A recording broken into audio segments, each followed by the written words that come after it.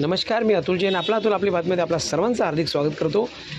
प्रत्येक रविवारी ज्या पद्धतीने जोगेश्वरीच्या मुन्ना मटण शॉपमध्ये जी रांग लागते लोकांची, अक्षरशः आपण विचारात पडतो की काय असेल अशा पद्धतीचं या नॉनव्हेजमध्ये, की लोक जराही विचार करत नाही की आम्ही आज काय खाणार आहोत. तर बघा मित्रांनो, आज एका आपल्या युवकाने कसा भांडाफोड केलेला आहे.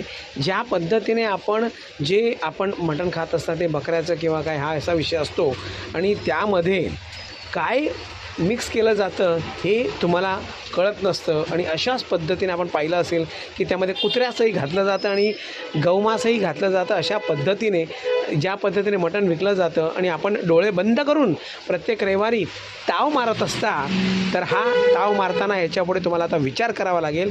ज्या पद्धतीने असं जर होत असेल तर तुम्हीसुद्धा पापाचे सहभागी होताय का, हा सगळ्यात मोठा प्रश्न आहे. आणि आपल्याला आता कुठेतरी सावध व्हावं लागेल की आपल्याला ज्या पद्धतीने या सगळ्या गोष्टी घ्यायच्या असतात त्या कुठून घ्यायच्या असतात, कशा पद्धतीने घ्यायच्या असतात, या गोष्टी जर आपल्याला विचार नाही करता आला तर आपणसुद्धा अशा पद्धतीने पापाचे सहभागी होणार आहेत.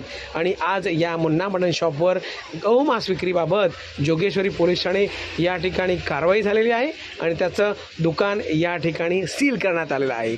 तर मित्रांनो, अशा गोष्टी आपण सावधपणे गांभीर्याने घेतल्या पाहिजे आणि आपण विचार केला पाहिजे की जर अशा गोष्टी घडत असतील तर तुम्ही तुमच्या मुलांना, तुमच्या परिवाराला काय खाऊ घालताय, या सगळ्या गोष्टी आपण आज नाही जागलो तर कधी जागणार, या सगळ्या गोष्टीचं गांभीर्य आज तुम्हाला करावंच लागेल.